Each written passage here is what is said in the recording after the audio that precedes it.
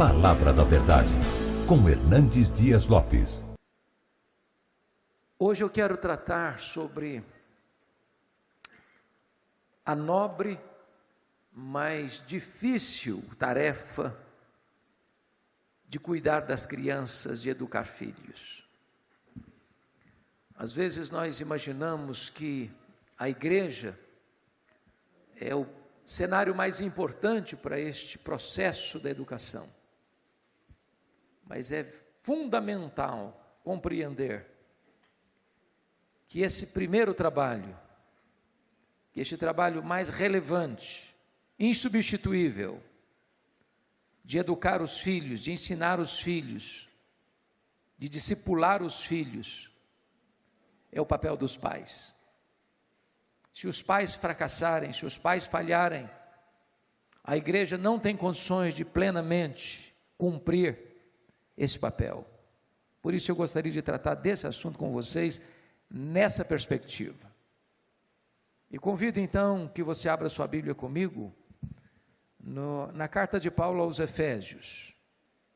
Carta de Paulo aos Efésios, capítulo 6, versículo 4. Hoje eu não vou fazer como é meu costume fazer, pregar expositivamente. Hoje eu quero tratar deste tema com você.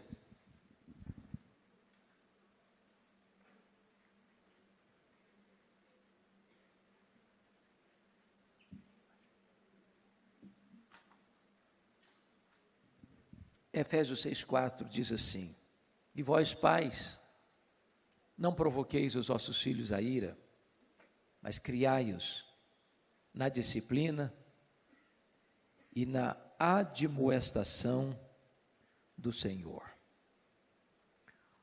Alvin Toffler, que é um dos mais reconhecidos autores do século passado, no seu livro Choque do Futuro, disse que o maior problema da sociedade não é o problema político, não é o problema econômico, não é o problema social.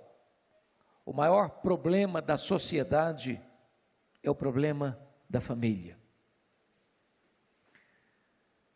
Talvez de todas as missões que Deus delegou ao homem e à mulher, não há um mais nobre, não há um mais desafiador, não há um mais urgente e mais difícil do que a missão de ser pai e mãe.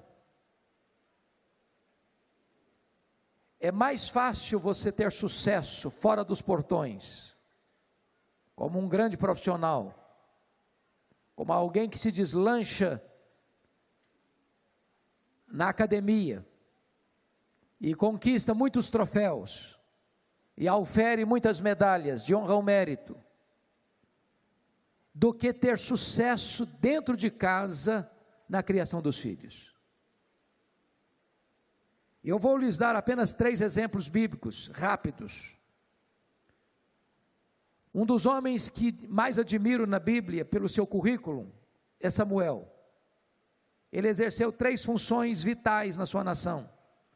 Ele foi profeta, ele foi sacerdote, ele foi juiz, e o maior de todos os juízes do seu tempo. Foi capaz de fechar as cortinas do seu ministério, dando um relatório para a sua nação, e afirmando que ele, durante todo o tempo do seu trabalho, não cometeu deslizes, não se corrompeu, não aceitou suborno, e toda a nação concordou com ele, que ele foi um homem de lisura, absolutamente incorruptível, ao longo do seu trabalho, mas ele fracassou na criação dos seus filhos. Seus filhos não andaram nas suas pegadas, mesmo sabendo que quem constituía juízes em Israel era o próprio Deus. Ele nomeia, de uma forma, diríamos hoje, nepotismo, seus filhos como seus juízes. E a monarquia em Israel, rejeitando o governo de Deus, a teocracia, nasceu dentro da casa de Samuel. Posso citar o caso de Davi, que foi o homem segundo o coração de Deus. O homem que unificou Israel e alçou bem alto o seu nome. Mas um homem que fracassou rotundamente, portas para dentro, na criação de seus filhos. Outro exemplo que eu trago a lume é o exemplo de Ezequias. Um homem tão piedoso que a Bíblia diz que ninguém foi semelhante a ele antes dele e ninguém foi igual a ele depois dele. Mas o homem que fracassou na ordem mais clara que Deus havia dado a ele: põe em ordem a tua casa. E depois do milagre que Deus fez na vida dele, 3 anos depois, nasce seu filho Manassés. E ele não cuida do seu filho. E quando ele morre, Manassés tem 12 anos. E começa a reinar, e reina 55 anos em Jerusalém. Ele foi o maior monstro da história de Israel, da história de Judá. Porque esse homem que teve tantas vitórias e expressivas vitórias no campo político e econômico, fracassa rotundamente como pai dentro de casa. Albert Schweitzer disse certa feita, e disse com razão, que o exemplo não é apenas uma forma de ensinar. O exemplo é a única forma eficaz de ensinar. É por isso que Provérbios 22, 6 diz: ensina a criança, não o caminho que ela quer andar, não o caminho que ela deve andar, mas ensina a criança no caminho que ela deve andar. Ensinar no caminho não é proferir palavras, muito embora as mais sábias. Ensinar no caminho é proferir as palavras mais sábias, mas ser o modelo, ser o paradigma, ser o exemplo para o qual esses filhos vão olhar. Desta forma, irmãos, nós precisamos entender o que Moisés disse no livro de Deuteronômio: amarás, pois, o Senhor teu Deus, de toda a tua força, de toda a tua alma, de todo o teu entendimento. Estas palavras que hoje te ordeno estarão no teu coração, e então tu as inculcarás aos teus filhos. Não há possibilidade dos pais terem sucesso no ensino de seus filhos, se eles não são exemplo para os seus filhos, se eles não são modelo para os seus filhos, se eles não são o espelho para os seus filhos. Um espelho, para ser útil, ele tem que ter 4 características. Primeiro, o espelho é mudo, ele não faz discurso, mas ele revela. Os nossos filhos nos observam mais do que nos escutam. Se as palavras falam, o exemplo grita. Segundo, o espelho precisa ser iluminado. Você pode ter espelho, mas se não tiver luz, você não projeta a imagem. Os pais precisam andar na luz, se eles querem influenciar seus filhos para a eternidade. Terceiro, o espelho precisa ser limpo. Um espelho sujo embaça a imagem. Os pais precisam andar na luz e precisam viver em santidade. Quarto, o espelho precisa ser plano. Se ele for convexo, por exemplo, ele distorce a imagem. Então, os filhos estão olhando mais para nós do que escutando a nós. É por isso que o exemplo não é apenas uma forma de ensinar, mas a única forma eficaz de fazê-lo. Deixa eu ilustrar isso. Talvez vocês já ouviram a lenda da casa dos 10 mil espelhos. Se um dia você for a Israel, e eu espero que vá, não deixe de visitar o Museu Yad Vashem. É o Museu do Holocausto. E lá tem o departamento do museu que é dedicado a homenagear, ou relembrar, pelo menos, diria melhor, 1,5 milhão de crianças que foram mortas no Holocausto. Quando você entra nesse museu, ele é todo escuro, você vai ver 1,5 milhão de velas acesas. E quando você caminha segurando num corrimão, porque é escuro, você escuta a chamada do nome dessas crianças que foram mortas. Quando você termina essa jornada, via de regra, as lágrimas estão rolando em seu rosto. Só que no Museu Yad Vashem não tem 1,5 milhão de velas acesas. Tem 3 velas acesas, apenas. Mas num jogo de espelhos, você vê 1,5 milhão de velas acesas. Isso me leva então à lenda da casa dos 10 mil espelhos. Um cachorrinho faceiro, serelepe, feliz da vida, atraído por esta casa, entrou nesse ambiente. E quando ele entrou, ficou muito feliz, porque ele viu 10 mil carinhas sorrindo para ele. E ele pensou assim: esse é o melhor lugar do mundo, eu sempre vou querer voltar aqui.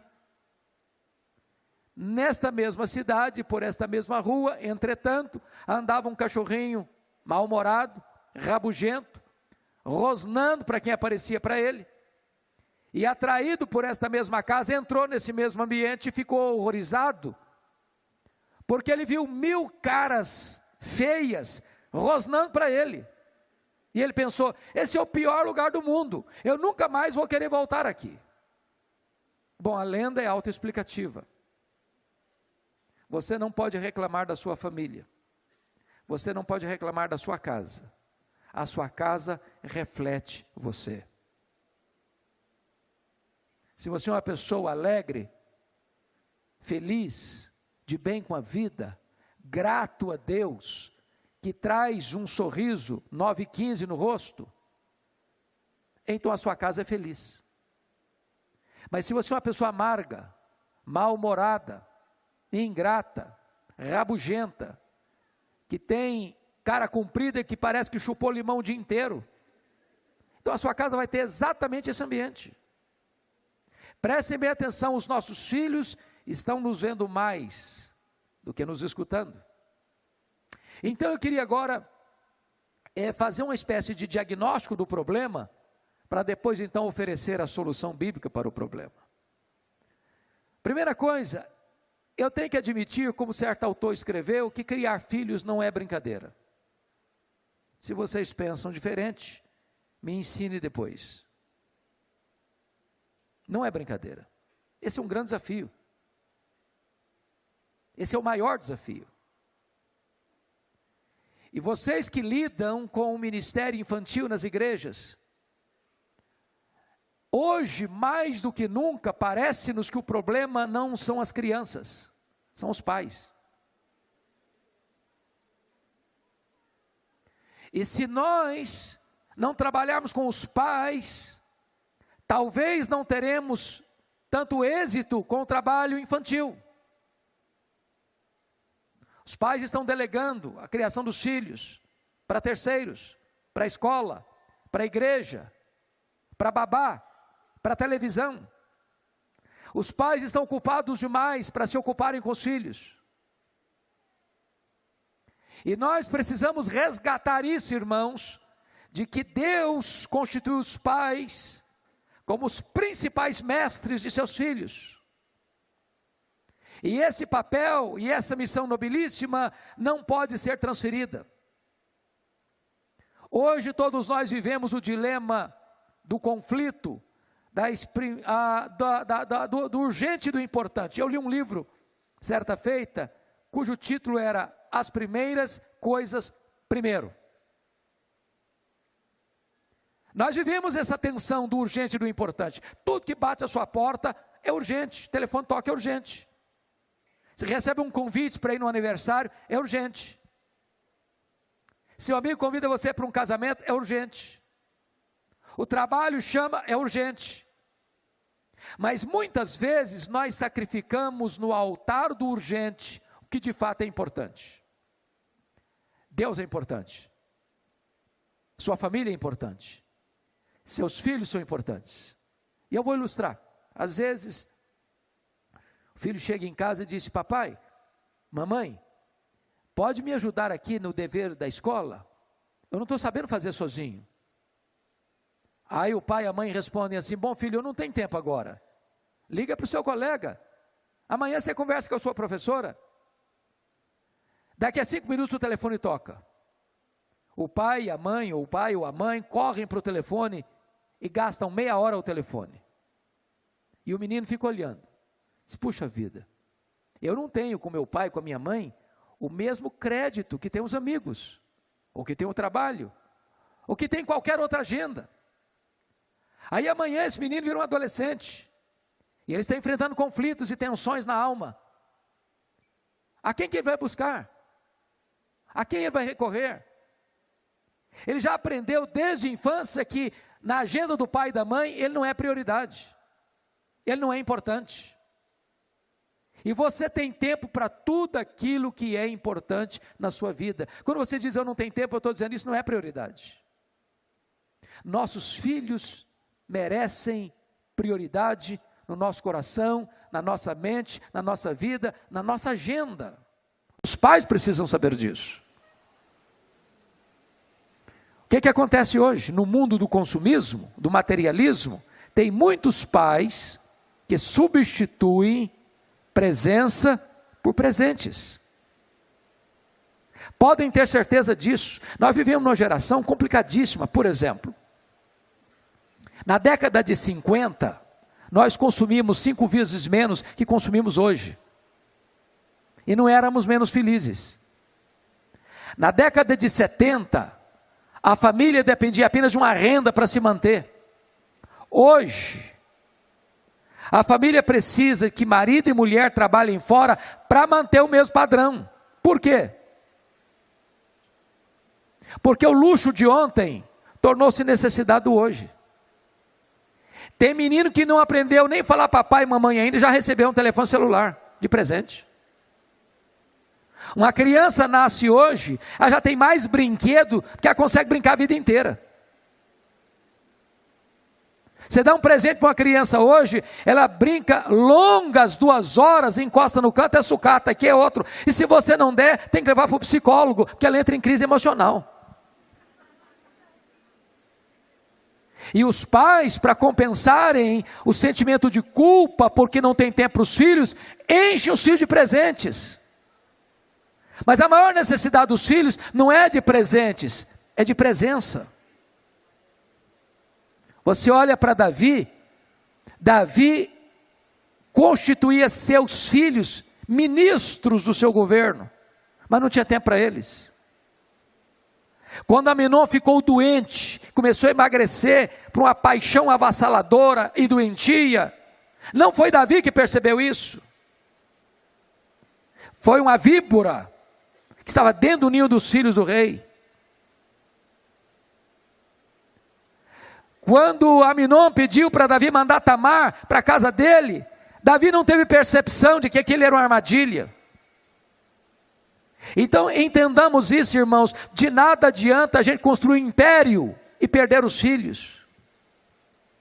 Há pouco tempo eu conheci um pai que disse o seguinte para mim: pastor, eu daria tudo o que eu tenho hoje para ter meu filho de volta. Enquanto meu filho crescia, eu estava gastando o meu tempo todo ganhando dinheiro, acrescentando cada ano mais uma casa, mais um apartamento, mais um imóvel no meu imposto de renda. Eu perdi o meu filho com 19 anos com overdose.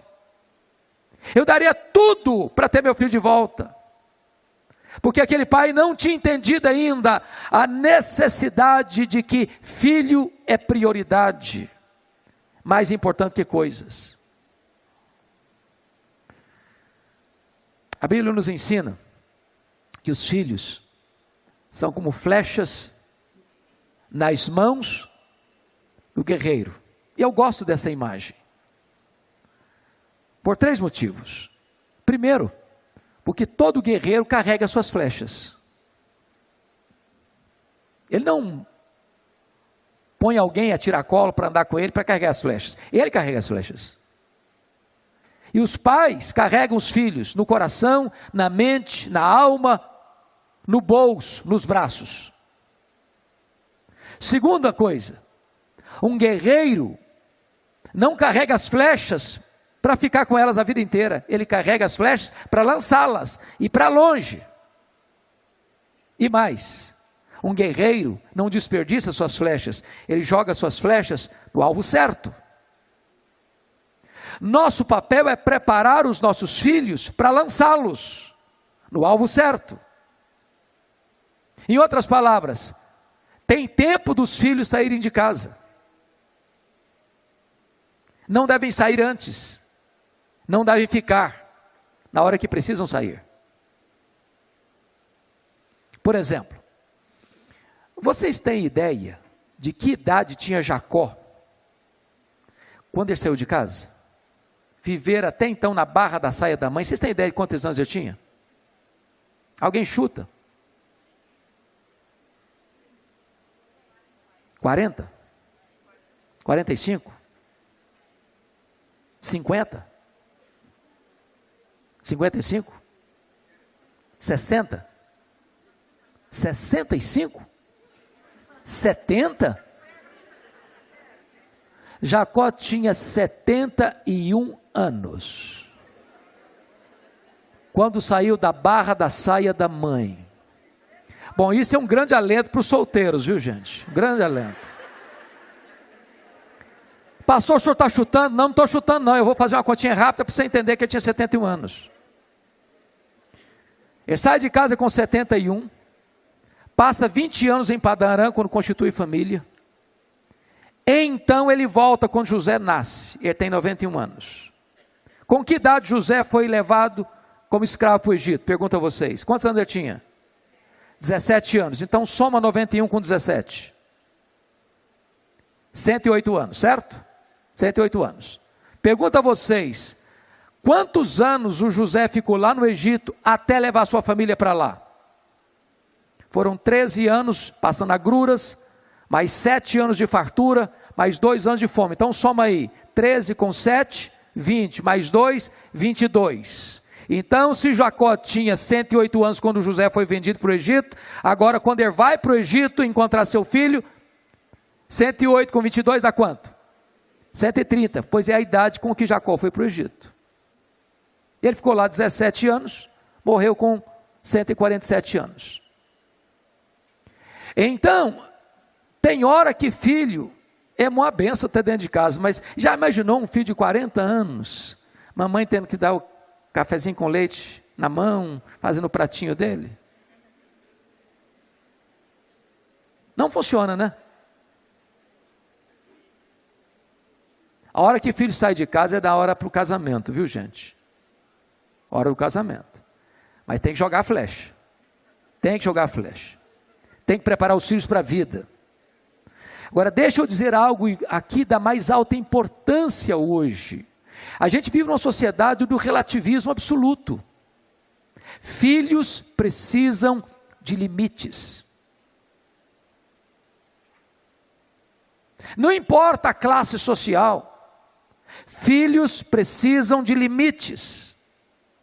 Nós estamos vivendo a geração que a meninada está saindo de casa para uma festinha às 11 horas da noite. E os pais não sabem onde eles estão indo, com quem eles estão indo, e nem o que eles estão fazendo. É por isso que alguém disse que a loucura é hereditária. Ela passa dos filhos para os pais. Os pais estão perdidos. Os pais perderam a ponta do cipó. Os pais perderam o controle. E filhos precisam de limites.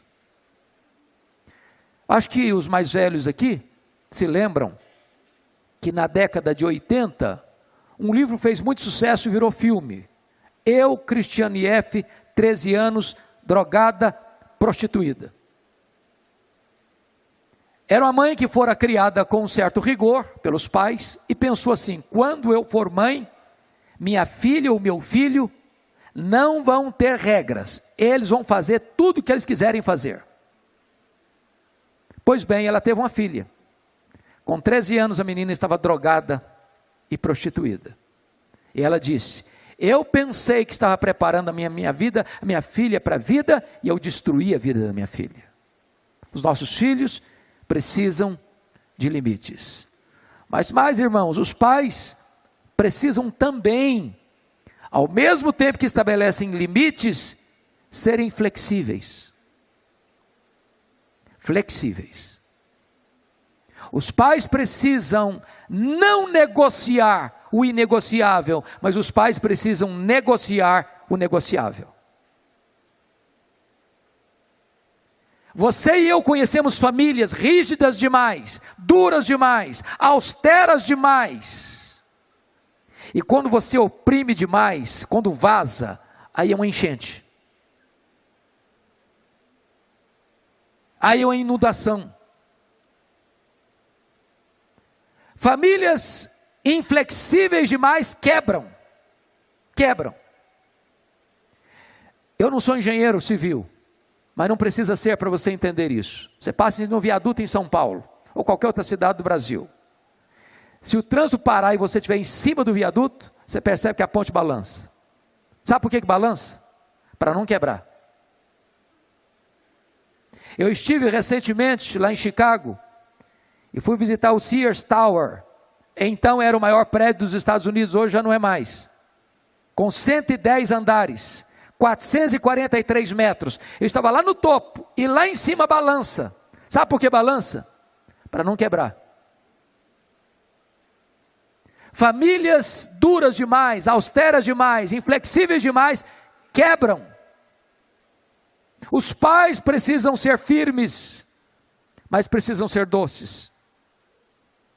Precisam estabelecer limites, mas podem negociar o negociável.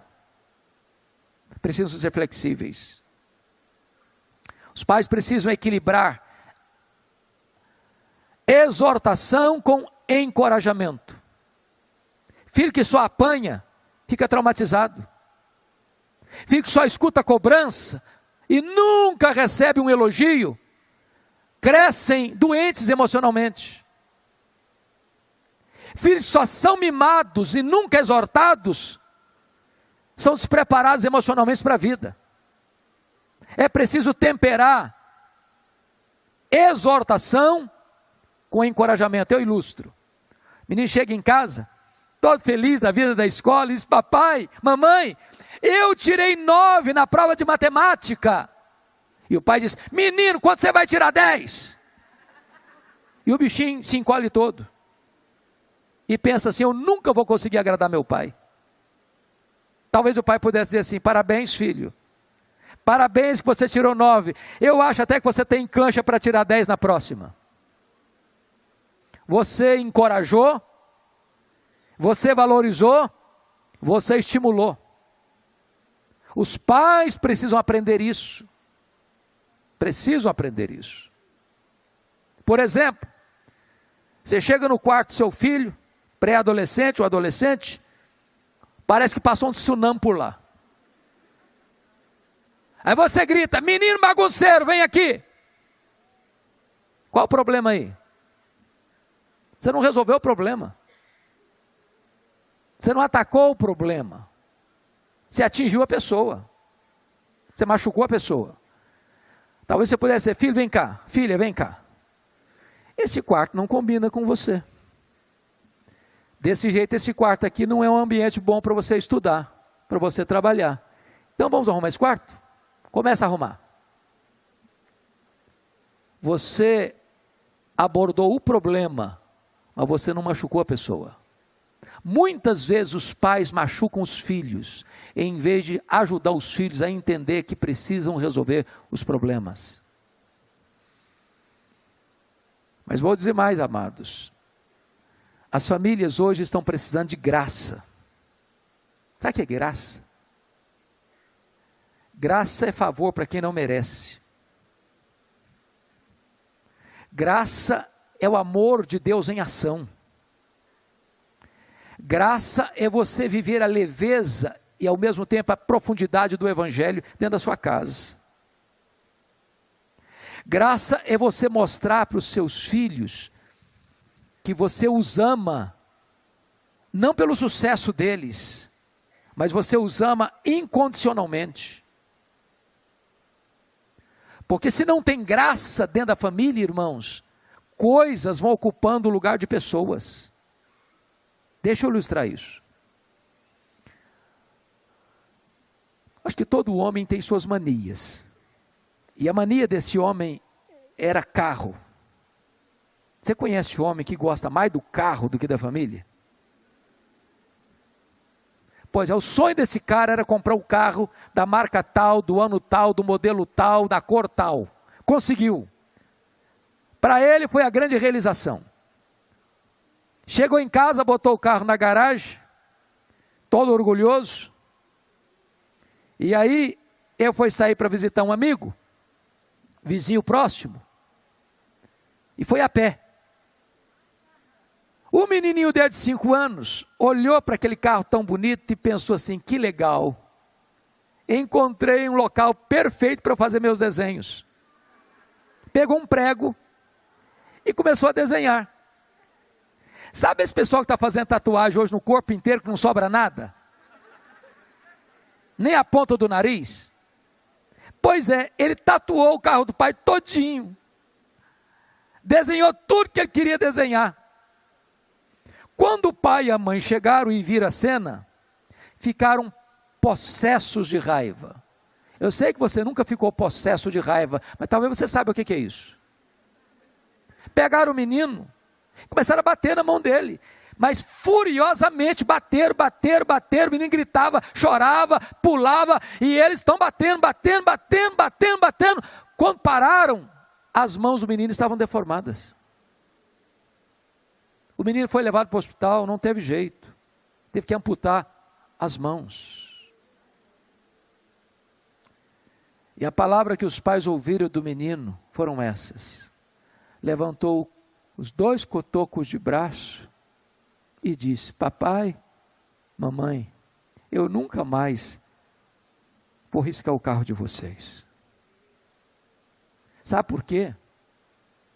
Porque onde falta graça, as pessoas valorizam mais as coisas do que gente.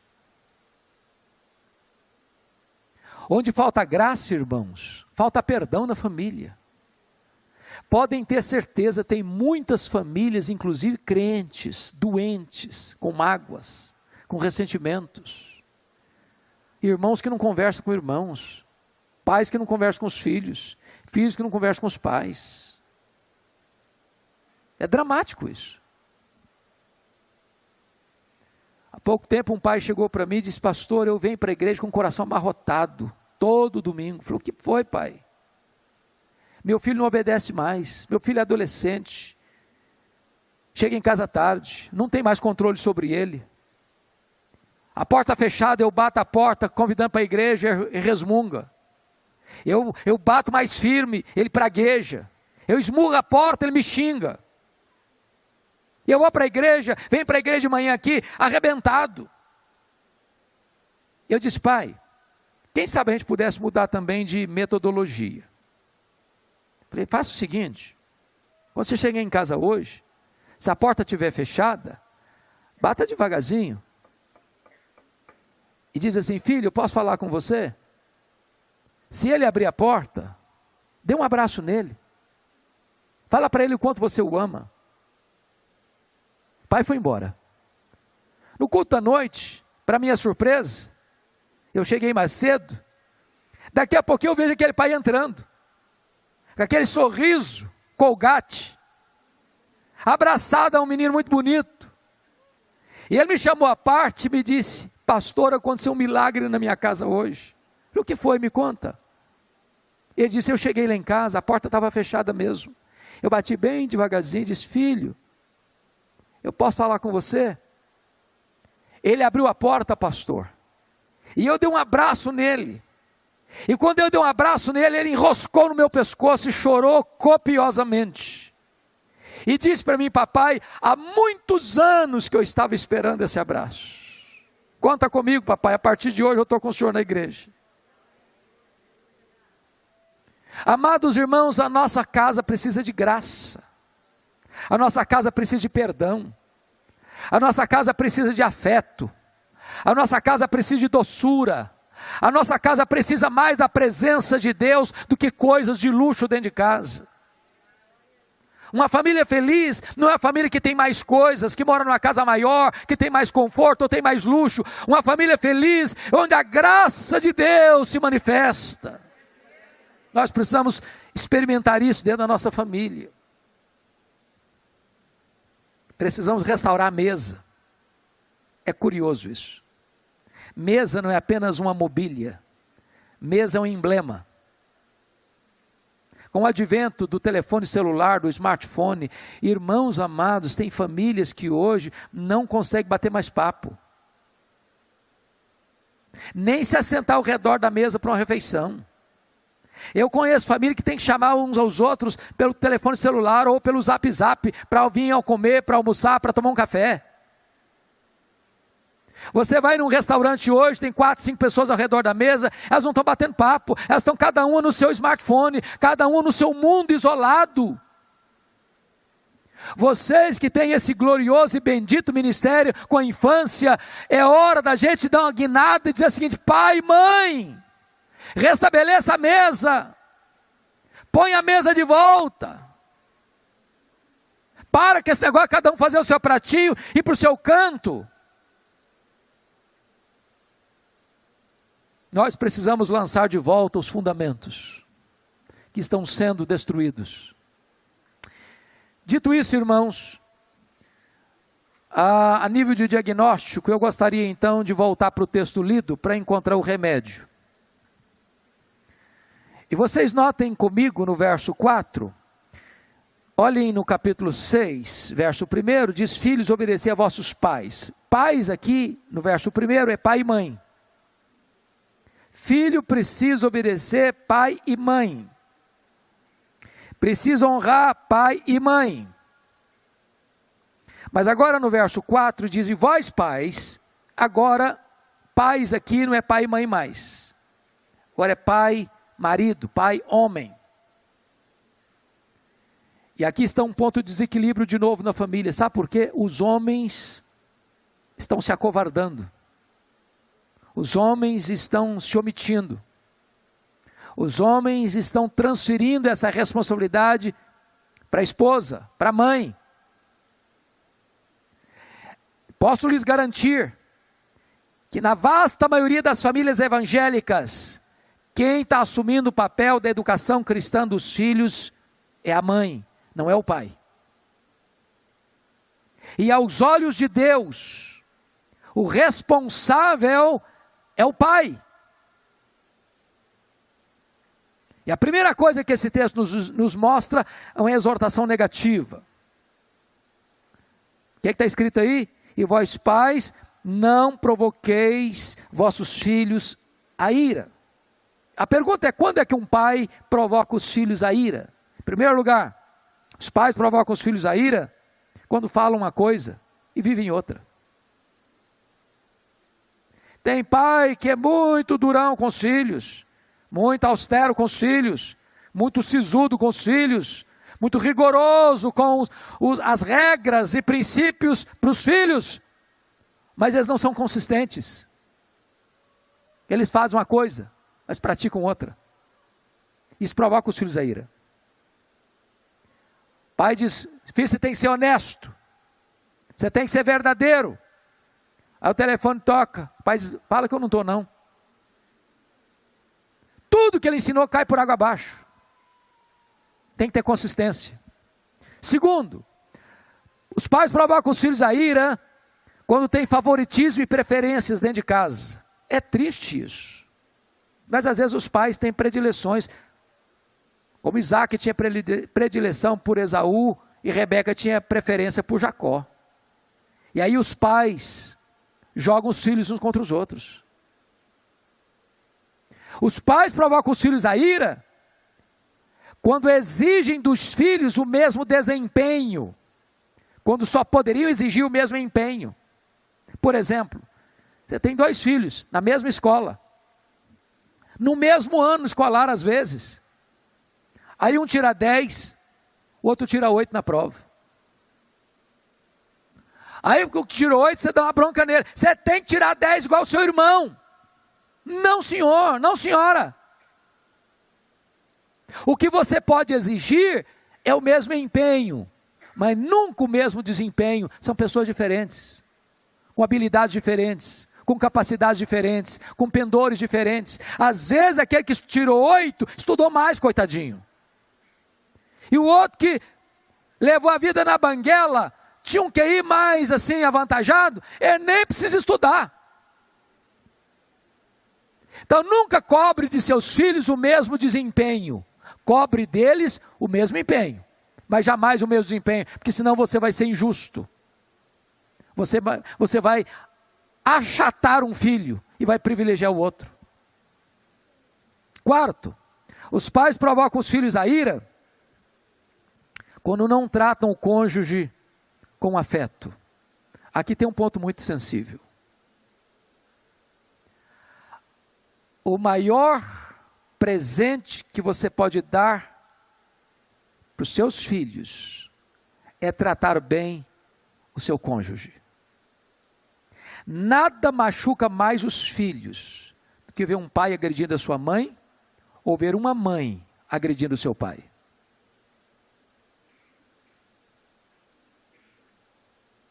Tem muitos filhos revoltados, magoados, feridos, porque o pai é uma coisa na igreja e outra coisa em casa.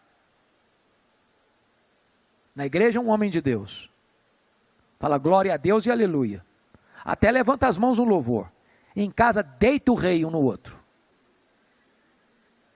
Aí não funciona.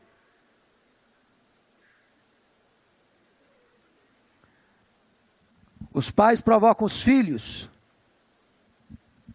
a ira quando são agressivos verbal e fisicamente. Meus amados irmãos, há filhos que nunca escutaram o elogio dos pais, são duros no trato, agridem verbalmente, humilham os filhos, falam palavras de maldição para os filhos. Você nunca vai dar certo na vida. Não, você, pai e mãe, precisam abençoar seus filhos, orar pelos seus filhos, encorajar seus filhos, elogiar seus filhos, enaltecer seus filhos quando eles precisam ser valorizados, reconhecer o valor deles, falar isso constantemente, demonstrar isso constantemente. Os filhos não têm apenas necessidades físicas, materiais, de uma boa casa, de uma boa roupa, de uma boa escola, de uma boa educação. Eles têm necessidades afetivas que precisam ser supridas. Mas, vamos à exortação positiva. Olha aí comigo. E vós, pais, não provoqueis vossos filhos a ira, mas criai-os. A palavra criar aqui, na língua original, traz a ideia de nutrir, de alimentar. E significa que os filhos precisam de segurança, precisam de limites, precisam de amor, precisam de correção, precisam de encorajamento, não apenas de boas estruturas, mas precisam de valores. A sociedade hoje diz que os pais não podem mais disciplinar seus filhos, né? Tem criança hoje, presta atenção, eu conheço pessoalmente, menino esperto, que se o pai for dar uma varada, a mãe for dar uma varada, eu vou te denunciar.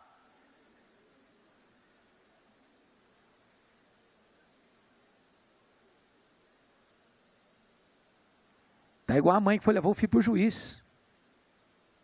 E o menino teve a petulância de dizer para o juiz, se ela me bater, eu denuncio. E o juiz diz, pode bater, mãe, bata, e se vier, vem para cima de mim. Quando eu falo para você, a Bíblia fala em disciplina de vara, ela não está falando de filho, pai espancar filho, não. Tirar sangue dos filhos, não.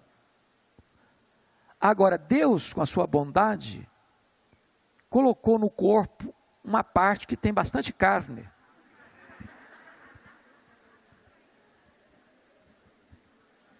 E sabe, vocês já ouviram falar que as sandálias havaianas têm multifunções. Você nunca deve disciplinar fisicamente um filho por peraltice. Preste atenção nisso. Você está saindo para a igreja, põe na mesa, aí o menino derruba um copo de suco na toalha nova, por falta de controle. Esse filho não deve apanhar não, de jeito nenhum. Agora, diferente é o menino pegar o copo de suco e bater na mesa, eu jogo. Ah, tadinho, é criança é assim mesmo, rebelde mesmo, tadinho do menino, tá bom. Essa hora, se os pais não disciplinarem, você cria um bicho complicado dentro de casa, sabia? Amanhã a polícia vai ter que entrar em ação. Quem ama cedo disciplina. Criai-os na disciplina. Filhos precisam de disciplina. Filhos precisam de limites. Filhos precisam saber o que pode, o que não pode, o que deve, o que não deve, aonde vai ou não vai, com quem vai e com quem não vai.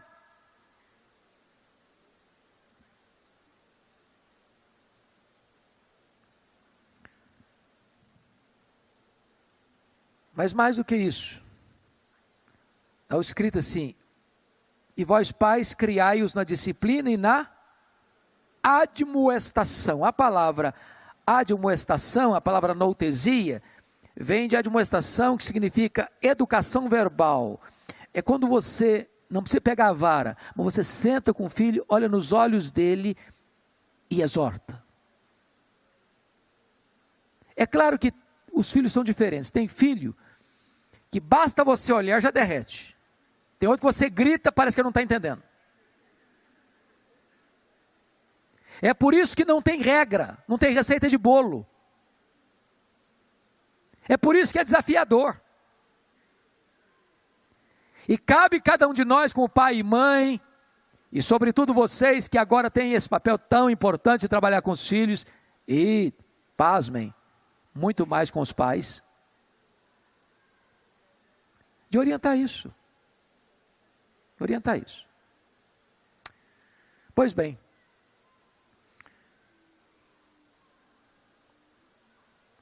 mas finalmente, o texto diz: criai-os na disciplina e na admoestação do Senhor. E aqui entra o papel da educação cristã dos filhos.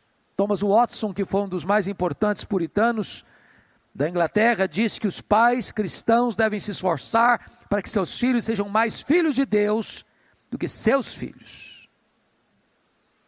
É a minha oração hoje, irmãos, meu clamor aos céus, é que Deus nos dê um despertamento dentro da família, um reavivamento dentro da família, que os nossos lares sejam cheios da presença de Deus, que os nossos lares sejam lugar de vida, de salvação, de comunhão com Deus, que seja um altar ao Deus vivo.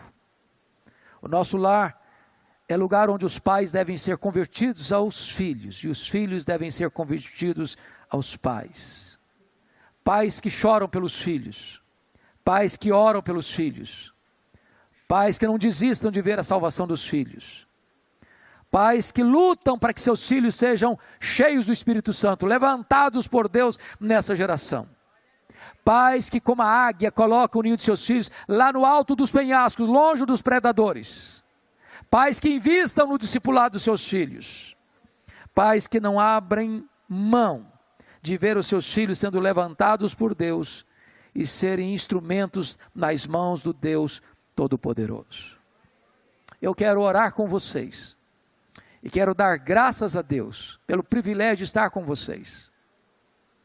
Eu quero dizer que vocês exercem um papel belíssimo, maravilhoso, na igreja, na família e no reino de Deus.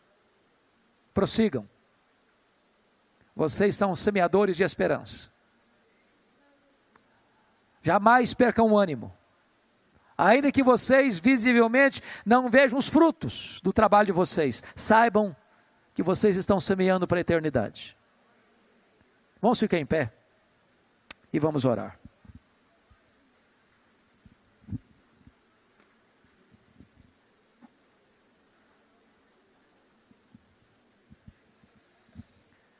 Ó Deus querido, louvado seja o teu nome, porque nesta manhã pudemos mais uma vez abrir a tua palavra e ouvir, Deus, as instruções que emanam dela, para que tenhamos famílias sólidas, construídas sobre a rocha, famílias que investem na educação e na formação física, emocional, moral e espiritual dos filhos. Agora nós te rogamos, ó Deus, que tu abençoes a APEC, para que ela continue levantando bem alto a bandeira do Evangelho, anunciando aos infantes, anunciando às crianças a salvação em Jesus Cristo. Nós oramos, meu Deus, para que tu levantes homens, mulheres, jovens, adolescentes, vocacionados, para trabalharem com eficácia no ensino às crianças. Nós oramos, meu Deus, para que as crianças sejam educadas, instruídas na verdade, para que elas possam amar as sagradas letras desde a infância. Nós oramos, meu Deus, para que haja conversão genuína lá na fase da infância, para que estas vidas preciosas tenham todo o seu tempo para servir a Jesus. Nós oramos pelos pais, para que eles tenham sabedoria, para que eles tenham compromisso, para que eles possam permanecer na verdade e desta maneira transmitir para os seus filhos aquilo que receberam, para que assim de geração em geração nós possamos ver a tua igreja avançar